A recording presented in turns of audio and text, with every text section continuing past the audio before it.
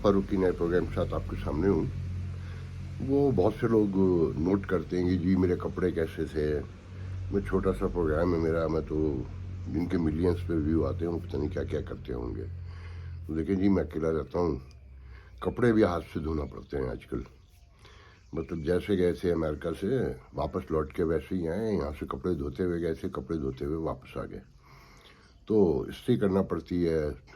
रात देर से नहीं, रात तो मैं बहुत जल्दी सो गया था, उठा देर से हूँ पता नहीं क्यों। और उठना अर्ली इसलिए पड़ता है, सुबह 6:30 बज रहे हैं सुबह के, कि नेट की स्पीड इसी वक्त मिलती है। बाकी तो पूरे मुल्क में दोपहर अगर हो जाए या 9 बज जाए तो फिर सबको थोड़ा थोड़ा दिया जाता है, पैसे सबसे पूरे वसूल किए जाते हैं और एक्स्ट्रा किए जाते हैं। मुख्तलिफ कहानियाँ सुना के 4-4 घंटे लगते हैं अगर ज़रा देर हो जाए तो। 2 महीने मैंने इसलिए किया ही नहीं था कि समझ ही नहीं आता था क्या करना चाहिए। खैर एनीवे, दिलचस्प कुछ बातें हैं जो मुझे करनी है। बज़ाहिर बड़ी रेगुलर है मगर मेरे नज़दीक बहुत अहम है। कल एक टेलीविज़न पे फिरदौस आशिक अवान को देख रहा था कि जिस बहादुरी, जुर्रत के साथ और जिस शुजात से वो इमरान खान के ख़िलाफ़ बोल रही थी, तो मुझे वो दिन भी याद आए कि जब वो पीपल्स मुशर्रफ के दौर में बोलती थी, फिर वो पीपल्स पार्टी के दौर में उनके साथ बैठ के बोलती थी, फिर इमरान खान के दौर में बैठ के बोलती थी। तो ऐसा लगता है कि उन्हें अपोजिशन के ख़िलाफ़ बाकायदा नौकरी दी हुई है कि सियासतदानों को गंदा करना कैसे है। मेरा जी कर रहा था कि काश इनके बराबर में शेख रशीद भी बैठा होता, दोनों मिल के बोलते, बहुत अच्छा लगता। फिर साथ बराबर में मरियम औरंगजेब को भी बिठा दिया जाता कि ये लोग एक दूसरे को माशाल्लाह कैसे गंदा करते हैं। जैसे कल ख्वाजा आसिफ ने असम्बली में ख़वातीन के बारे में जो गुफ्तगू की और जिस तरह जिस बहादुरी जुर्रत से की, तो इस मुल्क में सब आज फिरदौस आशिक अवान है। इससे ज़्यादा मैं जुमला नहीं कहना चाहता, बहुत कुछ है जहन में कहने को और बहुत कुछ जानता हूँ। जब मोरल सोसाइटी का ख़त्म हो जाता है ना तो बचता कुछ नहीं है। कोई माने कोई ना माने, IMF कितना ही बचा ले, मगर आप बेसिकली बैंकरप्ट हो चुके हैं। अवाम तो हो चुकी है ना, वो तो सबको ही पता है, मगर ये कोई नहीं मान रहा कि मेंटली भी बैंकरप्ट हो चुके हैं। सियासत में जो लोग मौजूद हैं उनको देखकर कल जो मोहतरम जनाब शहबाज शरीफ साहब फरमा रहे थे कि अगर मेरे दौर में मुल्क बैंकरप्ट हो जाता तो मेरे कतबे पे लिखा होता मेरी मौत के बाद कि इनके दौर में पाकिस्तान बैंकरप्ट हुआ, डिफ़ॉल्ट हुआ। तो खुदा का शुक्र है कि मैं इस शर्मिंदगी से बच गया। मगर अब उनके कतबे पे लिखा होगा कि ये वो साबिक वज़ीर आज़म हैं जिन्होंने अपने मुल्क बचाने के लिए, रियासत अशराफिया को दिखाने और बचाने के लिए 25 करोड़ आवाम को बैंकरप्ट कर दिया था, जिनके घरों में रोटियां बंद हो गई थीं, खुदकुशियां आम थीं। सुना होगा ना, बन्नू के कोहट के इलाके में 4 बेटों के साथ बाप ने खुदकुशी कर ली। और ऐसे ऐसे तमाशे होते हैं कि फैसल मस्जिद के बाहर इस्लामाबाद में कोई बंदा रेड़ी लगाता था, बाहर से आया था KPK से, तो जज ने 7 दिन में एक संगीन जुर्म करार देकर, फैसल मस्जिद कहना चाहिए कि मकामात मुक़द्दसा में से एक है, कि उसके बाहर वो रेडी लगाता था जिसके 4 माजूर बच्चे हैं, उसे 3 महीने की सज़ा सुना दी और इतनी रैपिडली दी कि उसके बगैर ये मुल्क चल नहीं रहा था। गरीब आदमी को लाखों मुकदमे अदालतों में पड़े हुए हैं। और आपने सुना तो होगा ना कि वो एडिशनल सेशन जज हैं या सेशन जज हैं, बच्ची को कितना मारा, कैसे मारा, किस बेदर्दी से मारा। और अब वो बेशर्म आदमी जो पहले कह रहा था कि वो हिजाब लगाती थी, उसको चोट लग गई, किसी ने काट लिया होगा, पैसे लगा के सुलह करना चाहता है, बीवी मार के घर। ये पढ़े लिखे लोगों की बातें हैं। यकीन करें कि इस मुल्क का असल मसला पढ़े लिखे लोग हैं, जो ख़ासकर बाहर से पढ़ कर आए हैं, जिनकी हायर एजुकेशन है। उन्होंने सिर्फ ये तालीम लूटने के लिए इस मुल्क को, आम आदमी को ख़त्म करने के लिए हासिल की है। और देखिए, कहते हैं, मैं भी बहुत कहता हूँ कि ये फ़ौज बुराई है। बेसिक जड़ तो वहीं से पैदा हुई थी कि दौले शाह के चूहे ये लेकर आए। कल वो मैं देख रहा था, मुस्तफ़ा कमाल سب کو پتہ ہے کون ہے. وہ کہہ رہا تھا کہ یہ کراچی ایک زبان کے بولنے والوں کا شہر نہیں ہے. میں حیران رہ گیا کہ یہاں تک تو آ گئے، کم از کم یہاں تک تو پہنچ گئے. ہم جیسے لوگ کئی دہائیوں سے کہہ رہے ہیں کہ یہ کراچی شہر جو ہے نیو یارک کی طرح ہے، یہ لندن کی طرح ہے، یہ پیرس کی طرح ہے.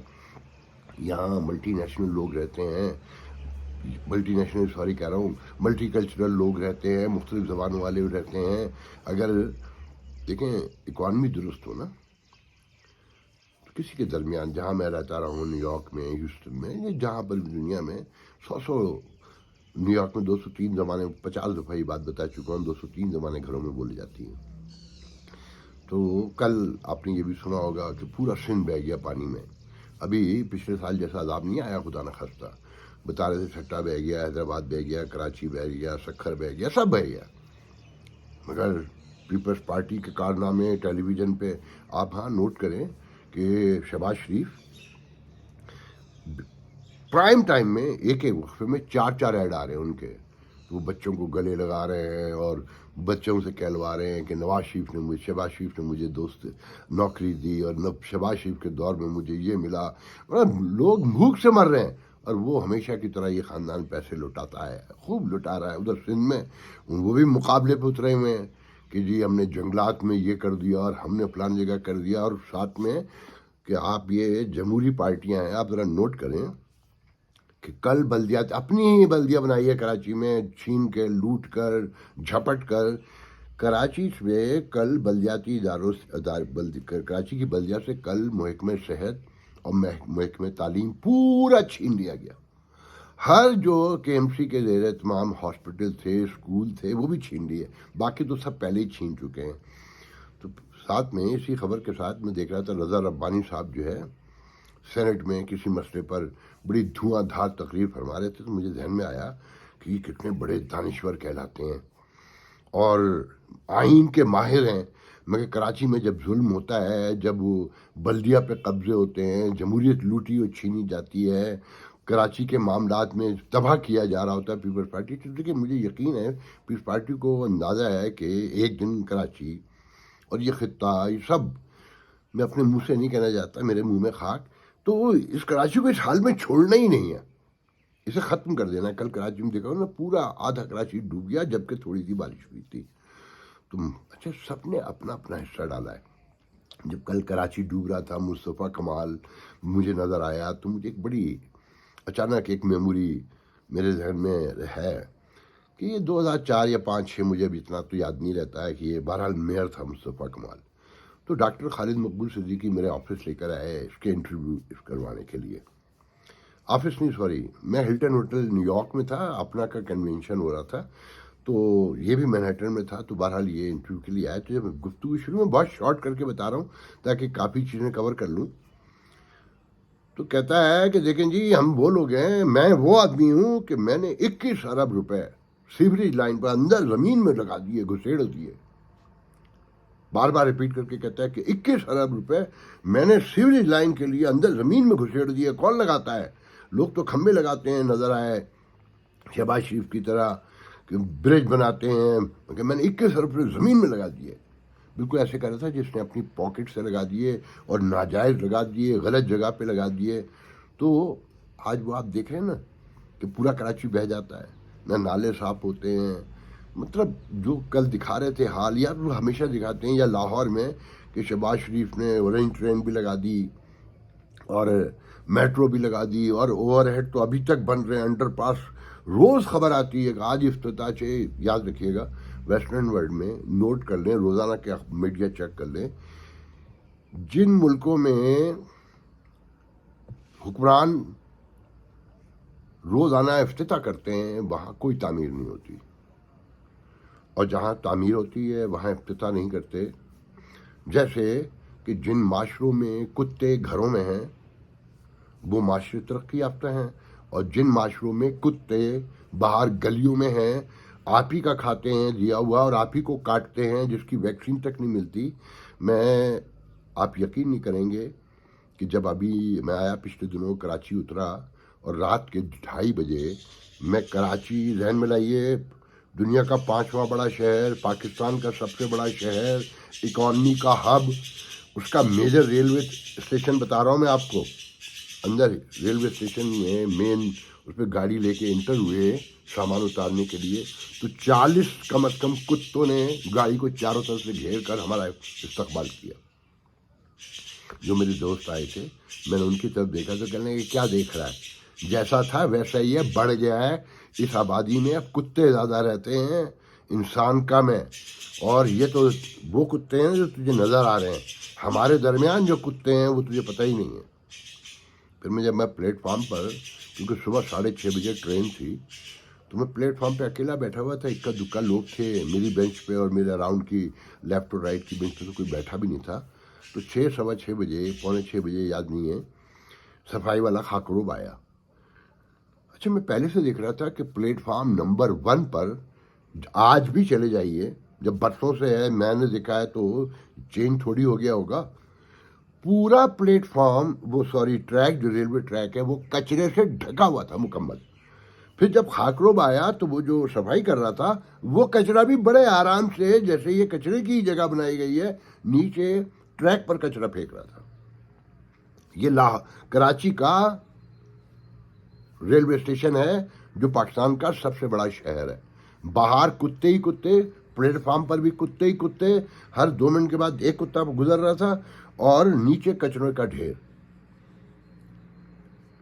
ان کو کل وہ فرما رہے تھے کہ جی اس ملک کو سرمایہ داروں نے لوٹ لیا، انہوں نے بجلی چوری کی. میں پرسنل لیول پہ جانتا ہوں، جن کے فنکشن میں جا چکا ہوں، کہ جو نامور ترین پاکستان کے بجلی چور ہیں وہ مسلم لیگ نون میں ہیں، اور ان کے گھروں میں یہ خود جا کر بیٹھتے ہیں، اور انہیں سب پتہ ہے، یہ سب کرواتے رہے ہیں. تو جناب یہ ایسے نہیں بدلے گا، اور یہ امید بھی نہیں ہے. میرے پاس کچھ ایسی ویڈیو ہیں، میرا جی کرتا ہے کہ میں آپ کو دکھاؤں، مگر کیا کہا جا سکتا ہے. آپ یقین کریں، باہر نکلتے ہی سڑک پر یا کسی جگہ چلے جائیے، اگر آپ نے ویسٹرن بیلٹ دکھا ہو تو آپ کو صاف پتہ چل جائے گا کہ یہاں فائنل ڈس آرڈر ہو چکا ہے. یہاں کوئی قانون نہیں ہے، کوئی انصاف، کوئی میرٹ نہیں ہے. یہاں ریاست کو فکر ہی نہیں ہے، اس کو احساس ہی نہیں ہے. یہ صرف میڈیا پرسپشن ہے کہ ہم بہت پریشان ہیں، اور ہم اس کیا کرنا چاہیے، اس بربادی سے نکلنا چاہتے ہیں. اور ایسی گفتگو شباز شریف تو بالکل ایسا لگتا ہے کہ دلیپ کمار کو مات دے دیا جائے گا، اور باقاعدہ اعلان کرنا پڑے گا کسی ورلڈ فورم سے کہ یہ دلیپ کمار سے اور دنیا کے جو بڑے اداکار ہیں ان سے کہیں، ہیریسن فورڈ جیسے لوگوں سے بھی بہت بڑی اوپر کی چیزیں ہیں. ان کے لہجے کی تکلیف اور دکھ دیکھیں، مگر ان کی سچائی سمجھنا ہو تو ٹیلی ویژن پہ جو 4 ایک وقفے میں ایڈ چل رہے ہیں، جس پر جو ہر چینل پہ چل رہے ہیں، کروڑوں روپے لٹائے جا رہے ہیں، اور ان کے کارنامے بتائے جا رہے ہیں، بس اس پہ غور کریں، اس سے آپ کو اندازہ ہو جائے گا. اللہ حافظ.